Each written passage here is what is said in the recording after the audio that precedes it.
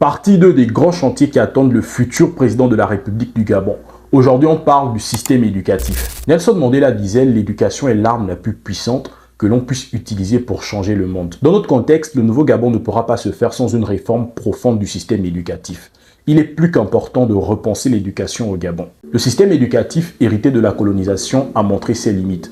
Il est temps de former une jeunesse gabonaise capable de répondre aux réels besoins de développement de notre pays. Et cela passe par un investissement massif, tant sur le plan des infrastructures, écoles, lycées, universités, grandes écoles, centres de formation, que sur le plan des programmes scolaires et des formations. Il est temps de former une jeunesse gabonaise citoyenne, patriote, attachée aux valeurs nationales et culturelles. Il est inadmissible qu'en 2025, dans nos écoles, les héros soient des Occidentaux, alors que nous avons chez nous des figures oubliées comme Nyando Makita. Il est inadmissible qu'en 2025, plus de 60 ans après les indépendances, nous avons encore des problèmes de tape-banc, de sureffectifs et de manque d'enseignants dans nos écoles.